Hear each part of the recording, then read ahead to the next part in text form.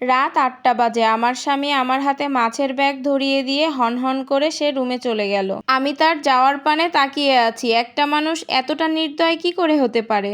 এত রাতে কেউ মাছ আনে? আমি মাছগুলা রান্নাঘরে নিয়ে গিয়ে তার জন্য খাবার বেড়ে নিলাম। খাবারটা আমি আমার স্বামীর সামনে রেখে মাছগুলো নিয়ে চলে আসছিলাম ফ্রিজে রাখবো বলে। পিছন থেকেই আমার স্বামীর ডাক, কাল সকালে কিন্তু আমি মাছ ভাজা খাবো, তাই মাছগুলা এখন কেটে রাখো। কালকে সকালে যেন আমি মাছ পাই। আমি আর কিছু বললাম না, মাথা নিচু করে রান্নাঘরে চলে আসলাম।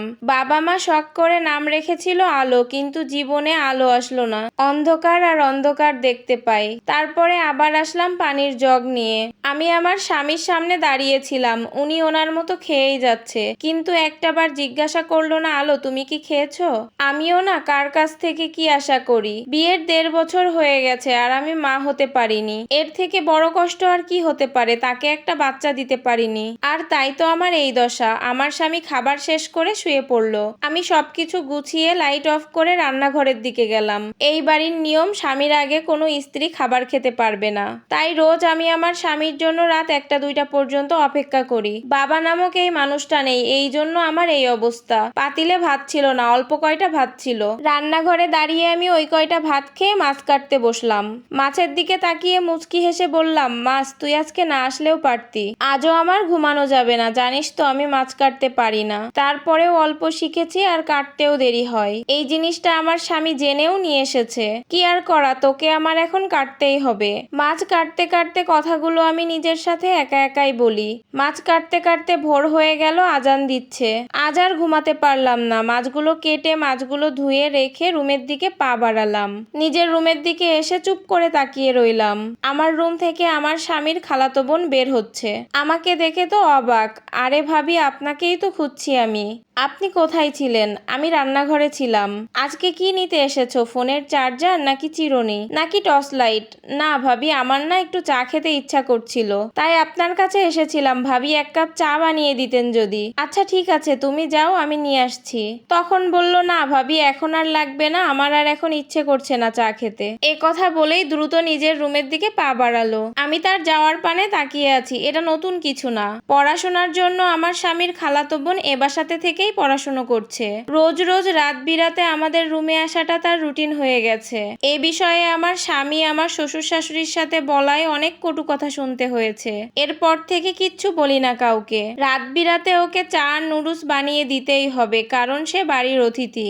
কারণ অতিথিকে আপ্যায়ন করতে হয়, কথাটা আমার স্বামী আর আমার শাশুড়ি বলেছিল। রুমে এসে বসেছিলাম, বসে দেখি আমার স্বামী ঘুমাচ্ছে। আমারও খুব ঘুম পাচ্ছিল, কিন্তু আমার যে ঘুমানো যাবে না। এই বাড়ির নিয়ম হচ্ছে বউরা সকাল পর্যন্ত ঘুমায় না, সকালের আগেই তাদেরকে ঘুম থেকে উঠতে হয়। তাই রুম হালকা গুছিয়ে ঝাড়ু দিয়ে রান্নাঘরে চলে আসলাম। মাছগুলো ভেজে নিলাম। আমি খুব ভালোই রান্না করি, সবাই আমার রান্নার প্রশংসা করে। অবশ্য আমার ননদ আমার হাতের রান্না অনেক বেশি পছন্দ করে। আমার স্বামী তার বোনকেও অনেক বেশি ভালোবাসে। গতকাল আমার ননদ আমাদের বাসায় বেড়াতে আসে, স্বামীর সাথে একটু অভিমান করে গতকাল এই বাসায় চলে এসেছে। আমি আস্তে আস্তে সব মাছগুলো রান্না করলাম।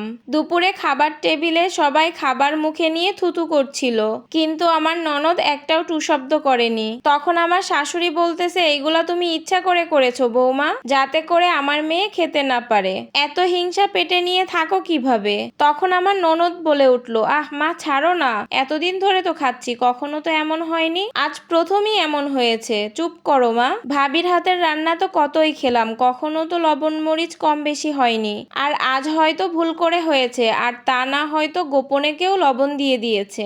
আমার স্বামীর খালাতো বোনের দিকে তাকিয়ে এই কথাটা আমার ননদ বলল। তখন আমার শাশুড়ি বলল, দেখ তুই যে মায়ারে দেখতে পারোস না, সেই মেয়ে তোর কত প্রশংসা করে। আমার মেয়েকে দেখতে পারোস না, তাই মাছে লবণ বেশি দিয়েছিস। তখন আমি বললাম, না মা, আমি সবকিছুই ঠিকঠাকই দিয়েছিলাম, এবং আমি রান্না শেষে নিজে চেক করে দেখেছি, সব ঠিকই ছিল। তারপরও লবণ যে কিভাবে বেশি হয়ে গেল আমি বুঝতে পারছি না। তখন শাশুড়ি বলল, তুমি এটা বুঝবে কিভাবে? তোমার মন তো কখনো এখানে থাকে না। কতবার বলেছিলাম আমার ছেলেকে এরকম ফকিন্নি বাড়ির মেয়ে বিয়ে করিস না, কিন্তু আমার কথা শোনোস নাই, বাপ্পোলা মিল্লা আকাম্মা মেয়ে আনছোস। ননদ তখন আবার বলল, মা বাদ দাও না, ভাবি তরকারিতে আলু আর টমেটো দিয়ে আবার জাল দাও, দেখবা লবণ কমে গেছে।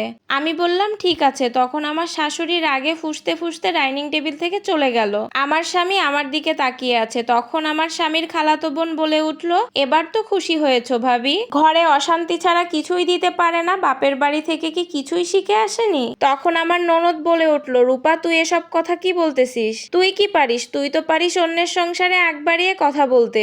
আমার ননদের সাথে আমার খালাতো ননদের একটা পর্যায়ে অনেক বেশি কথা কাটাকাটি হয়। এরপর আমার স্বামী বাহিরে চলে গেল। রাতের বেলা যখন আমার স্বামী বাসায় ফিরলো তখন আমার সাথে কোনো কথাই বলছে না। আমি জানতাম আজকের কাহিনীর জন্য আজকে সারা রাত আমার স্বামী আমার সাথে একটাও কথাই বলবে না। আমি মনের অজান্তে 2-3 বার কথা বলতে চাইলেও কথা বলিনি। জানি না কিভাবে এবার তরকারিতে লবণ বেশি হয়েছিল।